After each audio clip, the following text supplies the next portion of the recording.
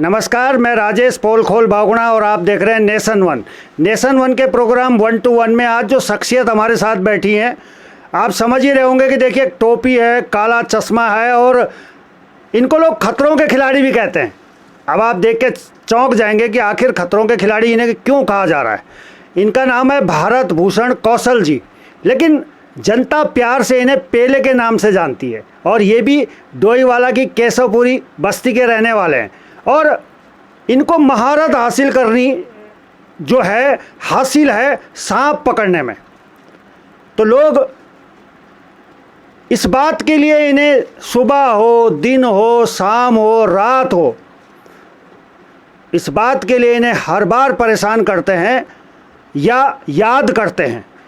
तो उन्हीं से बात करेंगे। आज हमारे साथ हैं पेले जी। नमस्कार पेले जी। आदरणीय भगवान जी नमस्कार। कैसे और ठीक है, नेशन वन का सबसे बड़ा मेरा सौभाग्य है, नेशन वन के चैनल पे मैं आज आया हूँ और समाज सेवा मेरे पारिवारिक गुणों में है जी। और सांप पकड़ना मेरा शौक़ है। मेरे को इस काम में अगर 24 घंटे देने पड़ते हैं तो मैं 24 घंटे देने को तैयार रहता हूँ, क्योंकि प्राकृतिक ने सांप को हज़ारों हजार साल पहले इसको बनाया था जी।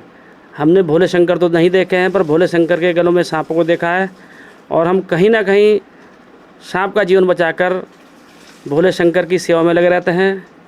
सांप को बचाकर मानव जीवन ही बचता है और प्रकृति का एक जीव जंतु अगर हमें एक बचा लेते हैं तो हम सोचते हैं कि हमारा जीवन सफल हो गया। हमारा जीवन सफल हो गया।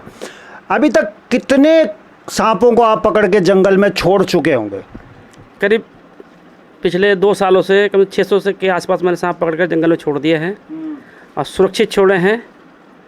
और लोगों द्वारा इस चीज़ के लिए मेरे को बधाई भी दी जाती है, मुझे याद भी किया जाता है। लोग शासन प्रशासन का नंबर नहीं याद रखते हैं जितना मेरा नंबर याद रखते हैं कि सांप आया है तो पेले भाई आएंगे और पकड़ के ले जाएंगे।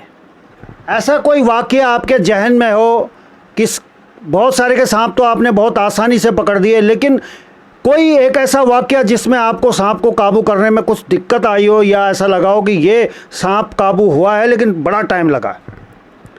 एक सांप हमने सागर मनवाल जी के यहाँ पकड़ा था जी। उसने बड़ा परेशान किया। और एक सांप हमने राजीव नगर मजार में पकड़ा था जिसके द्वारा मेरे को काट लिया गया था। और मैं धन्यवाद देना चाहूँगा आदरणीय हिमालय इंस्टीट्यूट के संचालक महोदय का, जिन्होंने मेरा टेस्ट निःशुल्क किया। उस टेस्ट के कम से कम 4 या 5 हज़ार रुपये लगते हैं, तो मेरे से निःशुल्क में टेस्ट किया कि आपको सांप ने काटा है पर आपके शरीर में जहर का प्रवेश नहीं हुआ है। इसके लिए मैं दसवाना जी का धन्यवाद दूंगा कि निःशुल्क विदिन 15 मिनट में मेरे टेस्ट कराकर मुझे घर भेज दिया था। तो ये सांप पकड़ने का शौक़ आपको कहाँ से लगा? क्या आपके परिवार में कोई इस काम को करता था? ये कैसे शौक़ लगा है, क्योंकि ये खतरनाक शौक़ है और आप खतरों के खिलाड़ी हैं, लेकिन ये शौक़ लगा कहाँ से पेले जी? पहले तो मैं हाथ से ही सांप पकड़ लिया करता था जी। परंतु उसमें ख़तरा ज़्यादा बढ़ गया था, तो मैंने इसके लिए स्टिक मंगाई और उसके बाद मैंने इसको सांपों पकड़ना शुरू किया। क्योंकि जिस विभाग का ये काम है उनके पास इतना तो टाइम होता है, जितने टाइम में वो फ़ोन उठाते हैं इतने टाइम में हम सांप पकड़ के जंगल में छोड़ के आ जाते हैं। इसमें वन विभाग जो है थोड़ा पीछे रहता है और कहीं ना कहीं वो भी हमारा ही नंबर देते हैं कि आप उन्हें बुला लो, वो पकड़ लेंगे। ऐसा तो नहीं है कि आप जंगल में सांप छोड़ते होंगे और वो फिर लौट के वहीं आ जाते होंगे?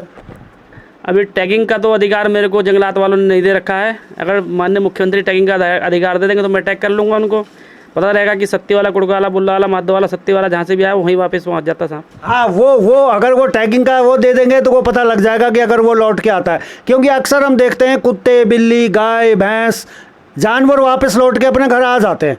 तो सांप के साथ में ऐसी कोई रिसर्च अभी तक तो नहीं पता लगी है कि वो लौट के आते हैं या नहीं आते हैं, लेकिन एक डर तो रहता है। सांप जो है प्राकृतिक प्रेमी चीज़ है।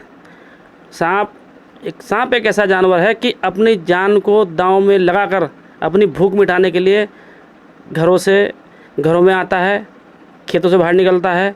सिर्फ अगर वो मानव द्वारा देख लिया जाएगा तो उसको मार दिया जाएगा। इतना जानते हुए भी अपनी भूख मिटाने के लिए वो लोगों के बीच में जाता है और 5% ही सांप खतरनाक होते हैं, 95% जो जहरीले नहीं होते हैं, परंतु 5% सांप के चक्कर में 100% सांपों की मृत्यु लोगों द्वारा कर दी जाती है। तो ये हमारे साथ भारत भूषण कौशल जी हैं, पेले जी, और इन्होंने पूरी अपनी जो सांप के बारे में हिस्ट्री भी बता दी और एक मनोवैज्ञानिक होते हैं ना, जैसे मनोवैज्ञानिक, उस तरह से भी एक मनोविज्ञान के तहत भी बता दिया कि सांप का नेचर इस तरह से होता है। और देखिए, किसी भी काम को करने से पहले उसकी जानकारी होनी बहुत ज़रूरी है और ये जानकारी पेले जी को बहुत अच्छी है। तो पेले जी, लॉकडाउन अभी 17 मई तक है। अभी मैं आपके डोईवाला शहर से होता हुआ आया हूँ, लेकिन शहर का नज़ारा कुछ और कह रहा है। मार्केट खुला हुआ है, भीड़ भड़ाका लगा हुआ है, लेकिन 17 मई तक लोग उसको फॉलो कर नहीं रहे और ठेके की क्या दशा थी वो आपने भी देखी। था आपका क्या मानना है कि अभी ये बहुत जल्दबाजी में हो गया है या इसको रोक के चलना चाहिए था? देखिए, ये शराब के ठेके तो बहुत सरकार ने गलत खुलवाए हैं। इसमें सबसे बड़ी दिक्कत ये आएगी कि अब ये नहीं पता चलेगा कि ये बीमारी कहाँ से कहाँ घुस गई। शराबी वो हमारा भाई भी हो सकता है, हमारा बेटा भी हो सकता है, हमारा पड़ोसी भी हो सकता है। अगर उसको वहाँ पर कोरोना टच हो गया, कोरोना मरीज पेशेंट टच हो गया, अब वो बीमारी अब घरों में घुसेगी। इस तरह के काम सरकार को नहीं करने चाहिए थे। ये बहुत जल्दबाजी में लिया गया निर्णय है और इसके दुष्परिणाम हमें भुगतने पड़ सकते हैं। इसके दुष्परिणाम हमें भुगतने पड़ सकते हैं। तो आज के कार्यक्रम में इतना ही।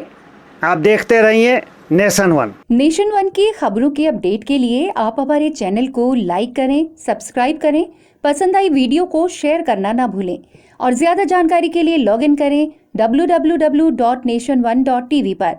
अधिक जानकारी के लिए आप हमें ट्विटर, फेसबुक पर भी फॉलो कर सकते हैं। तो खबरों की ज़्यादा जानकारी के लिए बने रहें नेशन वन के साथ।